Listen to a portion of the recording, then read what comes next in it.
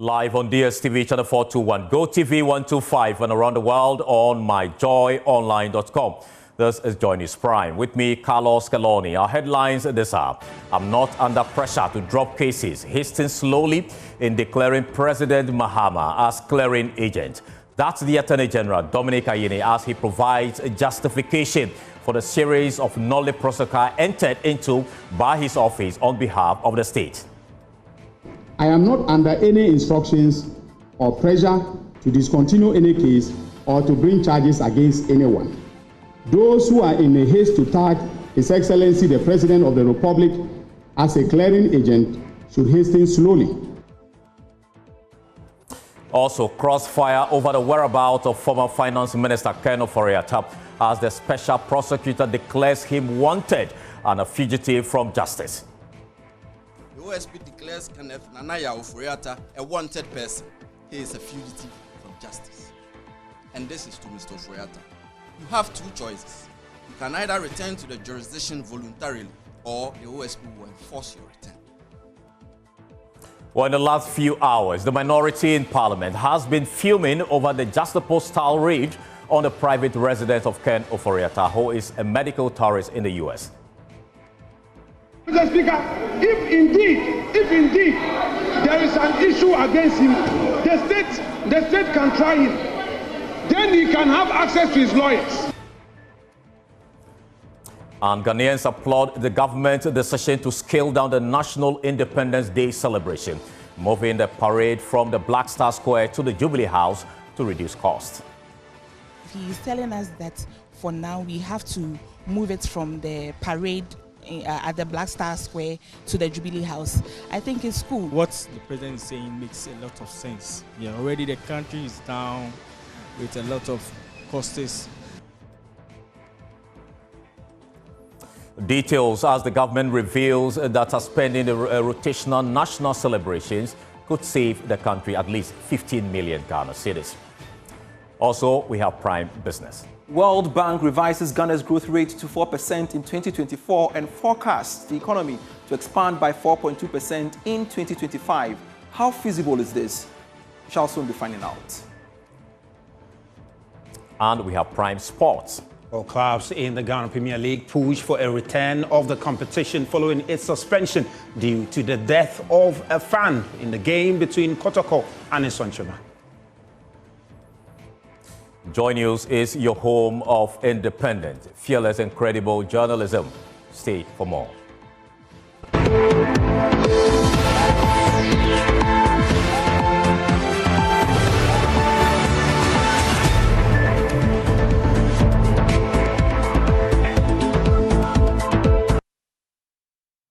Now, the Attorney General and Minister of Justice, Dr. Dominic Ayine, has taken full responsibility for the high-profile cases that have been dropped, insisting that he was not directed by President John Dramani Mahama to do so. The 7 discontinued cases include that of the former Deputy Governor of the Bank of Ghana, now Acting Governor Johnson Isiama. The Attorney General withdrew the charges against him after he was implicated in the collapse of Unibank and UT Bank. The AG also dropped the case brought against former Minority Leader and now Finance Minister Ato Forson and Richard Jakpa in the ambulance procurement deal. The long-standing trial involving former Cocobot CEO Dr. Stephen Kobina Opuni and businessman Sedu Agongo was also dropped after they were accused of causing 271 million Ghana cedi financial loss through the foliar fertilizer scandal.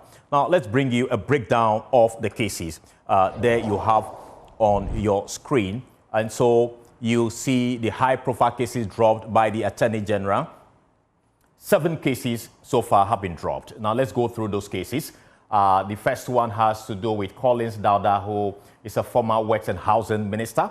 The charge, he faced 70 counts of causing financial loss to the state. And the controversy for which reason he was charged involved $200 million of the Saglemi housing project. Now, the next person is Dr. Ernest Thompson. He's the former Director General of SNEET. He was charged with financial impropriety, causing financial loss to the state to the tune of about 66 million in the SNIT Operational Business Suite OBS project. The next person, like I said earlier, Cassiel Atoforsen, now Finance Minister. He was charged with allegations of causing financial loss to the state. And his controversy was around 2.37 million euros. And procurement of ambulance cases was actually why he was taken to court. Then came the Samuel Ofosu-Ampofo, former NDC chairman. He was also charged with conspiracy to cause harm to the state and assaulted a police officer. And the controversies are allegedly discussing plans to instigate crimes with the intent of blaming the ruling NPP.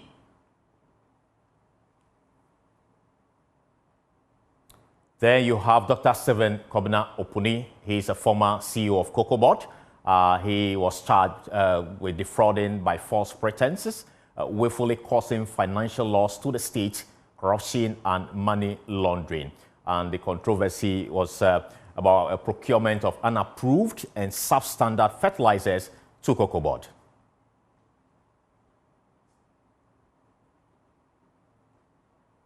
And also Oliver Baka Vormawo. He was charged with conspiracy to commit unlawful acts, unlawful assembly, causing unlawful damage, offensive conduct likely to breach the peace, assault on a public officer, and defacement of a public notice. And there you have Dr. Johnson Isiama, former second deputy governor of the BOG, who is now the acting governor of the BOG. He was charged for a fraudulent breach of trust, money laundering, conspiracy to commit crime, and violation of the Bank of Ghana Act since 2020. And his controversy had to do with his involvement in the collapse of Unibank and UT Bank. But speaking at a news conference on Wednesday to explain the dropping of the 7 cases, Dr. Ayine explained that the Office of the Attorney General came to those conclusions after a thorough professional examination of all the cases. In conclusion, I wish to make it abundantly clear that I did not take these decisions lightly. As I indicated above, I consulted widely and reviewed the files diligently before coming to a decision on each of the cases. You would note that in some cases, such as the SNIT case and the banking cases, I withdrew the charges against some of the accused persons, while others are still under consideration. I am keenly aware of the need to balance the public interest, in this case, against the interests and rights of the accused persons. Also, as Attorney General, I take absolute responsibility for all the decisions so far taken. I am not under any instructions or pressure to discontinue any case or to bring charges against anyone. Those who are in a haste to tag His Excellency the President of the Republic as a clearing agent should hasten slowly, because he is not responsible for prosecutions and has not directed me to drop any case. Moreover, with the exception of one charge of bribery in the Opuni matter, in respect of which, no evidence was laid, none of the persons affected by my decision so far has looted state resources. There is a gulf of difference between the offense of causing financial loss to the state or misapplication of state funds. Well, former director of Ghana School of Law, Kweku Ansah, joins me on this development. He believes the Attorney General does not owe anyone explanations regarding the discontinuation of cases. Grateful for your time here, sir. Is the Attorney General bowing to public pressure? And what could be the consequences of this action? Thank you and good evening. When I said that the Attorney General need not give any reason, I also added quickly that that is the legal position. The main explanation for this approach is because the prosecution or the defense may apply to the AG for entry of a knowledge prosecutor. So it's either way. Now, what we need to understand is that the entry of a knowledge prosecutor is not an acquittal. It is not an acquittal. Therefore, the implication is that whenever the Attorney General deems it prudent, he can bring fresh proceedings.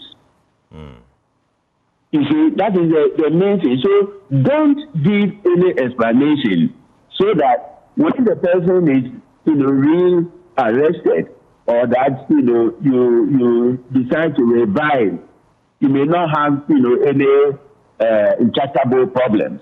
The moment you are saying reasons, you are giving yourself away. And this has been the legal position in England since the famous case of R and Comptroller of Patents was decided in 1899. And by 1899, we had already received English law. We did not include this process. But subsequently, our superior courts have affirmed and reaffirmed, and it has become part and parcel of our criminal justice system. Right. So if we are applying the law, we must apply it correctly. The Attorney General need not give any reason. He says that he is not willing, to continue with further prosecution on indictable offenses. Period. All right. So now he can make it before judgment. He can make it, even at the final stage when judgment is about the event. In the past, was start as attempt to arrest the judge. Arrest judgment is not part of the law. But what part of the law is the entry of the knowledge prosecutor that I'm willing, to prosecute. All right.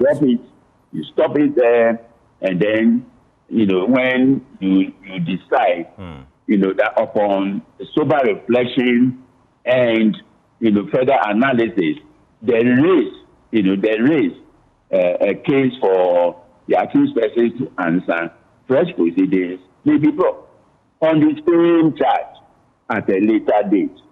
That has been, the basis of our common law. And that's why I'm advising the Attorney General not to yield public pressure and assign any reason. One of the reasons that he gave, for instance, arises from a conflict of interest. And once there's conflict of interest, that is the more reason why the knowledge prosecutor should not be entered. Then there must be a full-scale trial. So he's shooting himself wrongly in the foot. All right. My advice is that he should stop. He should not give any reason at all. So that's my honest, opinion. Do you sincerely think that the Attorney General has erred in any way in this those cases? Basically, yes.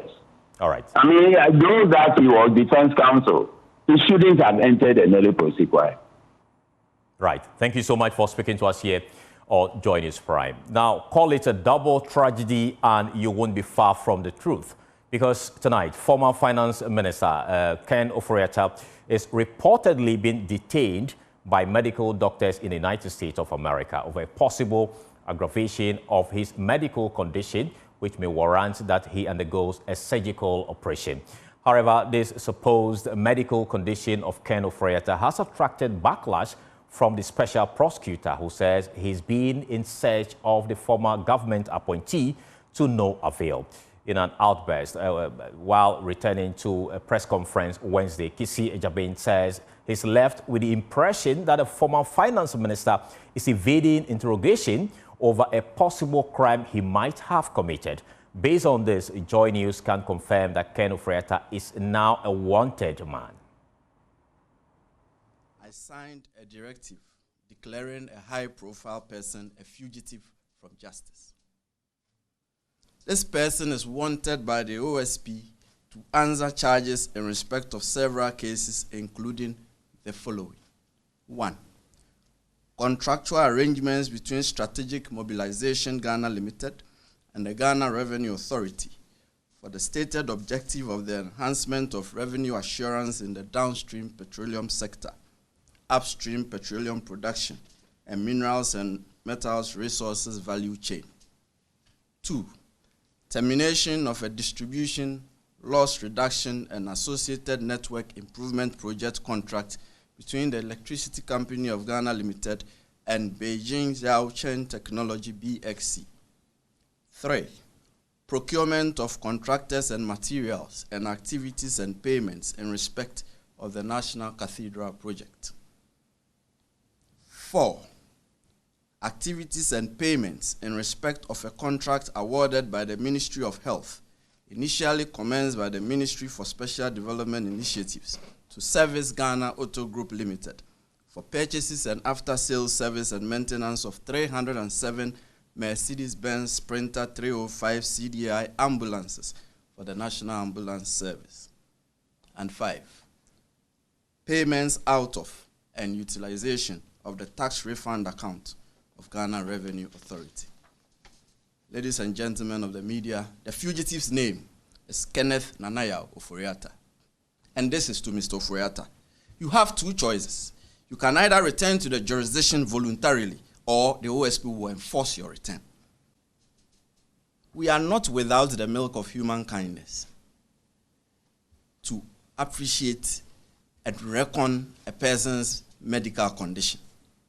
But when you conduct yourself in a certain way to suggest that all you are doing is just a ruse and that you have no intention of returning to the jurisdiction, that is the conclusion we have come to. You see, as I said, the first communication to us was clear, that he was away indefinitely from the jurisdiction on medical grounds.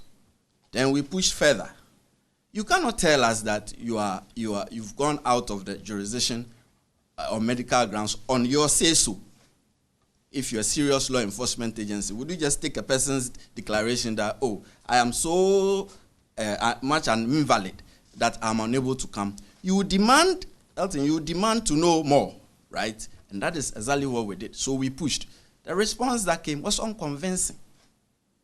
That he may,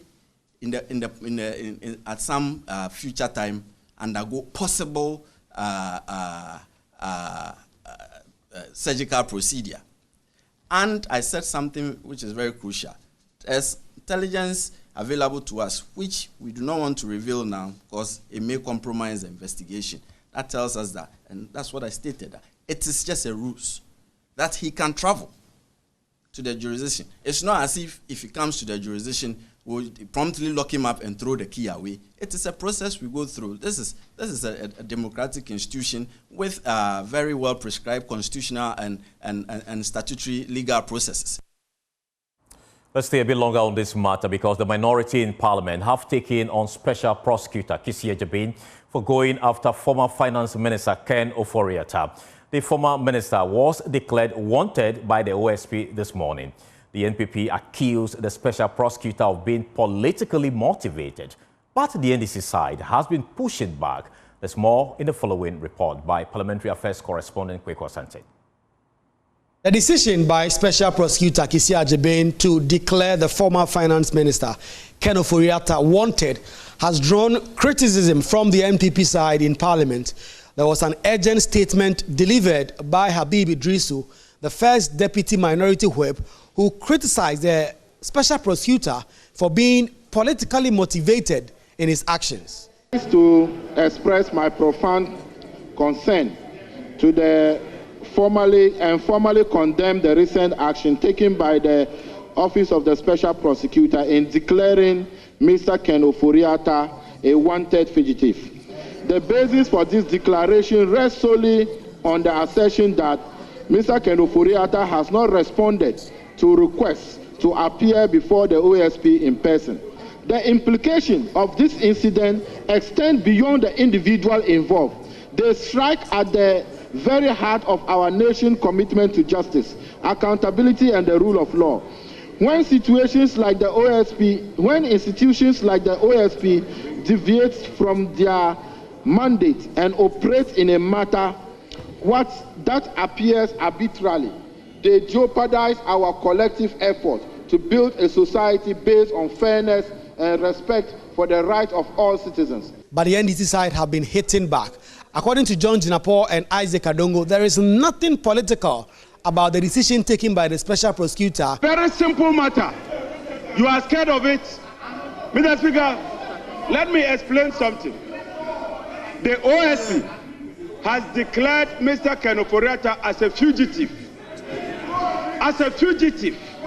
Mr. Speaker, in our local language, fugitive, in our local language, it means that what didn't work Kamura. What didn't work Kamura. Or, to put it simply, Wajibam. That in our country, the biggest perceived enemy of our economy is being defended the way my colleagues are doing. And everybody knows the Public Financial Management Act is very clear that you cannot commit this state to a multi-year contract without the Minister for Finance, himself issuing a commencement certificate. And yet, after he issued a commencement certificate, he was still drawing on contingency fund as if he didn't know about the project. And he thought that you could do that as long as you want. But Dominic Nitiwo really believes that the practice of using soldiers and national security operatives to raid the home of former government officials is something that should be criticized. My brother, you don't use soldiers to raid somebody's home in a democracy. Yes. While delivering his remark, Minority Leader Alexander Afenyo-Markin called on the political class to unite and fight matters like these. We are not sending the right signal to our electorate. Mr. Speaker, the man has put the state on notice of his absence from the jurisdiction. To support this call in bringing sanity in the country, so that nobody will take advantage to unleash any violence on anybody. Mahama Yariga believes the argument that the political class must unite to fight what is clearly the push for accountability is not something that is right. Several times there was a referral to a group known as a political class. And several times a call on members of the political class not to do this to each other. And what do we mean by let's not do this to each other? Let's not, when there is a change in government, try to hold each other accountable this way or that way. I take a position that, indeed, the reason why the voters go and vote for one political party as against the other is so that they will come and hold each other accountable. The day that we stop holding each other accountable, that will be the day the electorate will lose confidence in this democracy. This debate nearly degenerated into some chaos on the floor of Parliament, especially as the Majority Leader did warn at the start that this could lead to certain comments being made against the former Finance Minister that would disparage his reputation. Again, the point was made that a special prosecutor is an independent organ of state that is actually doing its work, and Parliament should not be seen as interfering in it. Short break, we'll return with more. Please stay.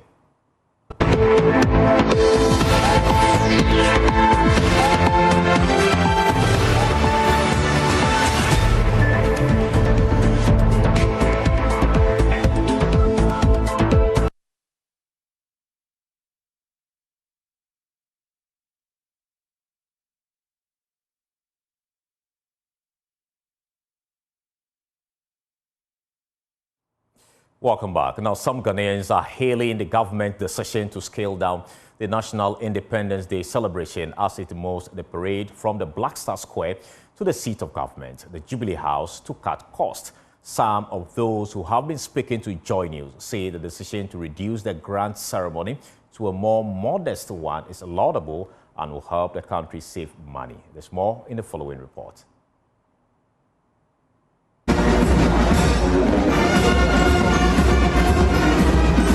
Since gaining independence in 1957, Ghana has commemorated its Independence Day annually on March 6th, traditionally hosting the celebrations in the nation's capital, Accra. However, in 2019, the government introduced a rotational system moving the celebrations to different regional capitals. Under this arrangement, some of the Independence Day celebrations have been held in Tamale, the northern regional capital, Kumasi, the Ashanti regional capital, Ho, the Volta regional capital, and Ofori-Atta, the eastern regional capital. But the government says it is suspending the national rotational celebration as a cost-cutting measure. Government spokesperson Felix Kwachiofusu says the event will now be held at the seat of government. President Mahama has asked that rotational policy be suspended because of the need to scale down. And this has become necessary due to escalating costs. It has been discovered after some review that the rotation imposed additional costs. And therefore, at a time when our national budget is severely constrained due to economic difficulties, it was not going to be sustainable to keep rotating the national celebrations. Indeed, if I were to put figures on how much it costs to hold these celebrations, you will find that depending on where the celebrations are sent, there is significant cost implications. For instance, the last celebrations that were held in Ho cost the country a staggering 15 million Ghana cedis.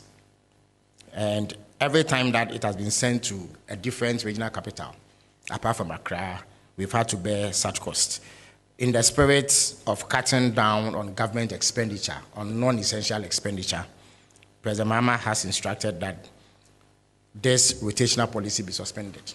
Some Ghanaians who spoke to Joy News have hailed the decision to move the national celebrations to the seat of government to save cost. I think it's cool because even when this celebration started, we had a whole lot of schools going to march. The number reduced. Now they are moving it from one region to the other, which was also fun. And it was also educative. But if this is the new 10 he wants us to go, it's cool. I also think it's a good initiative. And yes, that will cut down on cost, and also people would then tend to relax more, and then have some of those who go on parade also rest. And I believe it's a good thing, and we look forward to having that and enjoying the celebrations at home. We can choose one particular place to do that kind of program. That's the Independence Square. We can do it at that place because independence is for Ghanaians. So everybody has the right to enjoy that like freedom. So you can't just move it from that place to a particular place. Like you are going to choose a specific people to be there. No. To me, it's very good because growing up, I was marching, and we sometimes go and be in the sauna. So to me, if you ask me, the marching aspect is good. And if the president is cutting costs and they are now celebrating at the Jubilee House, I also think that's fair because lots of people wouldn't be able to go there and they would be watching from their house and all that.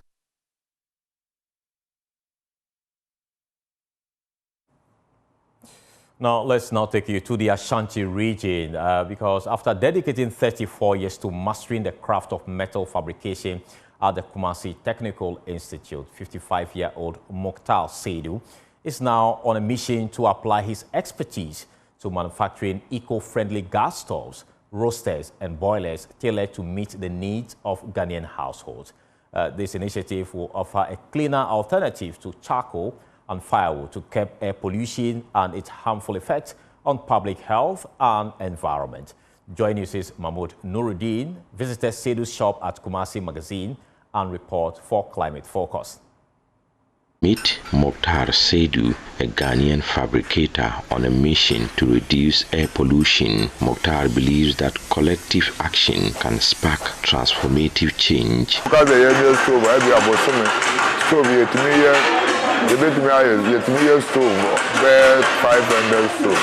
In a month, our team is able to manufacture about 500 stoves, given our current workforce. Interestingly, we often receive customers who purchase these stoves as soon as we complete production.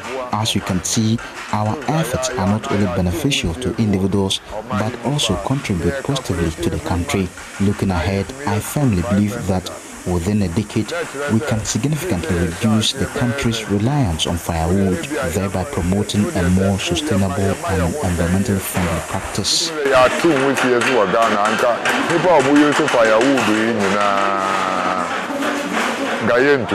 According to studies, charcoal and firewood contribute to emissions, particularly in developing countries, but there is a cleaner alternative. Mokhtar says his products are durable, cost-effective, and produce less emissions.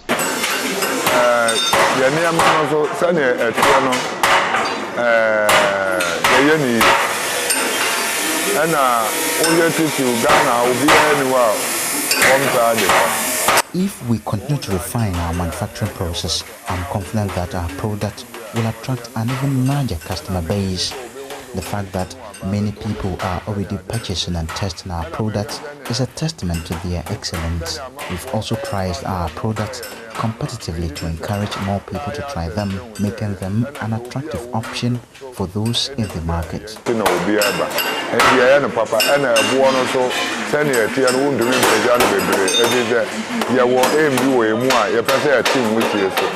Samuel and Opoku, satisfied customers of Mokhtar, emphasized that the fight against air pollution requires a collective effort.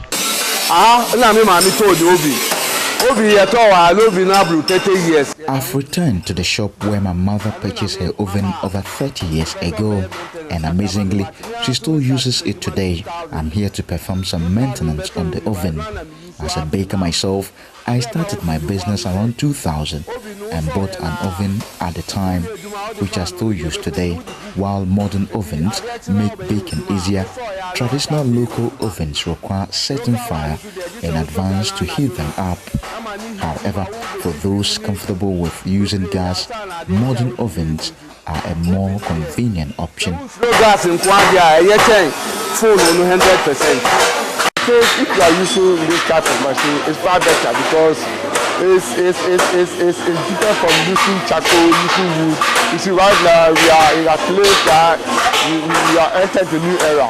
So when you use these things, you see that you are okay, you are far better. The cooking makes fast, and at the same time, you see that the things that you are using to make cook will not have a problem like your cooking utensils will make dark and that kind of thing. So I think it's good. Mokhtar stresses that everyone must play a role in reducing emissions to create a healthier environment. A report by Mohamed Nuruddin. Climate Focus is brought to you by Joy News in partnership with Youth Bridge Foundation, bridging gaps for positive youth development, and the Climate Development Knowledge Network.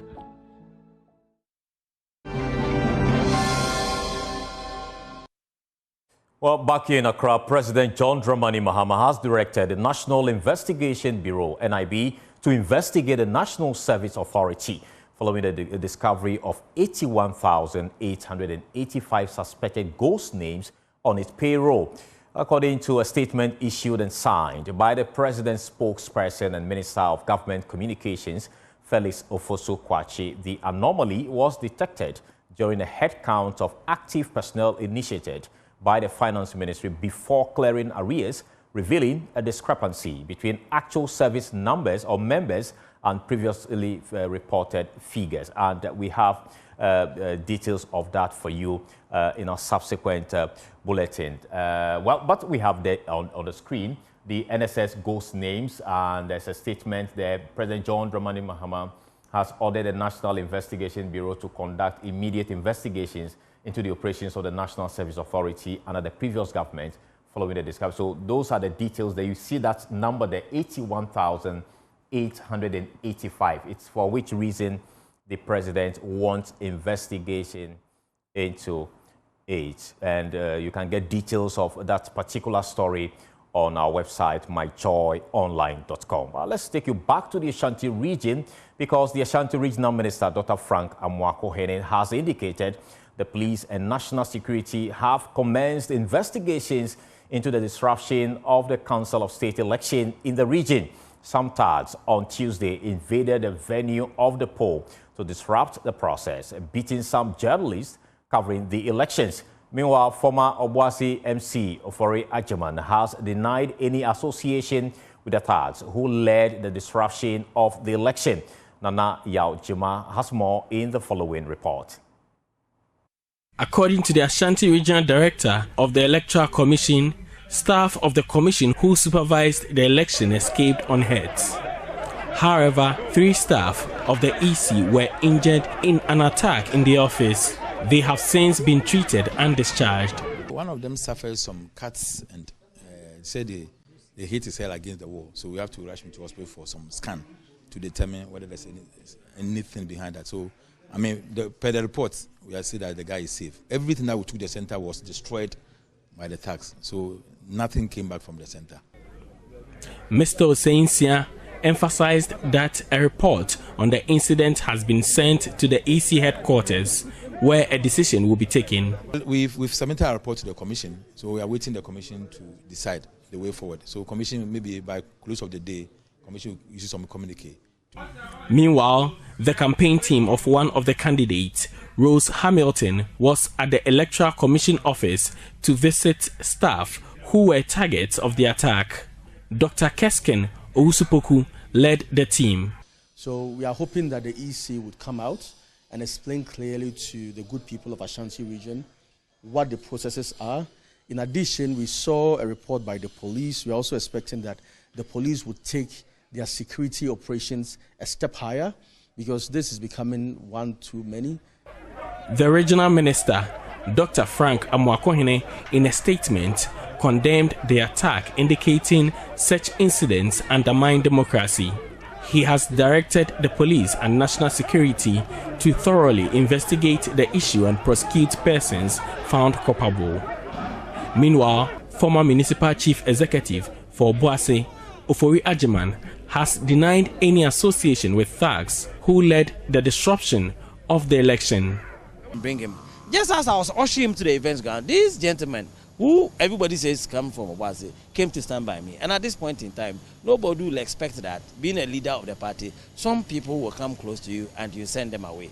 I was there. They came close to me. I was watching the gentleman I had brought to come and vote. Immediately he voted. I left with him because I promised him that when he comes, I was going to find transportation for him to go back to Kembe. Immediately he came. I left with them. It was after I had seen him off that I got to the place and I saw one of the contestants, Mr. Gabriel Yenchi and Nana Nkasa in an argument. I didn't know what they were talking about. So my name being associated with it gives me cause to worry. For Joy News, Nana Yao-Jima reporting.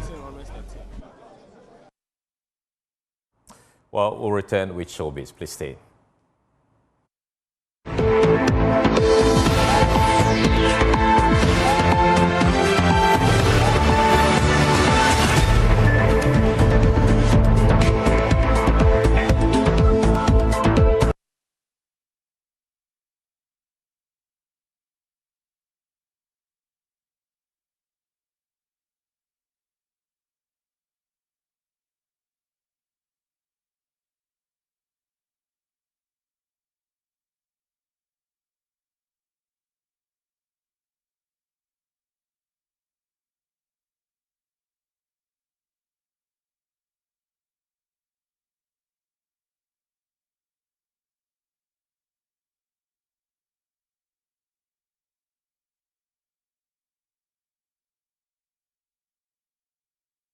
Well, it's now time for Showbiz, and Becky Bex is in blue. Don't we all love blue? Yeah. Blue is actually one of the colors for Joy News, and I'm excited to be wearing blue this evening. Yeah. But let's congratulate Jackie Appiah and her manager.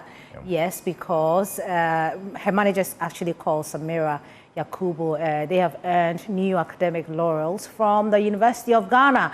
They have graduated from the University of Ghana with Masters of Arts in Communication Studies. The two are captured by blogger Zion Felix in their academic gowns while arriving at the graduation ceremony. Jackie and Samira, who have been working together for the past years, earlier enrolled in the institution for their Bachelor of Arts degree in Political Science and Information Studies.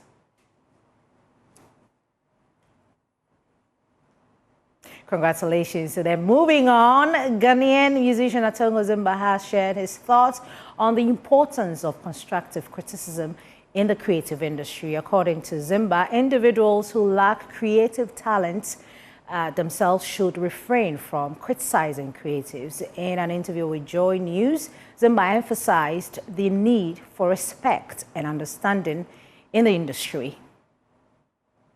Respect everybody in Ghana here who does things different.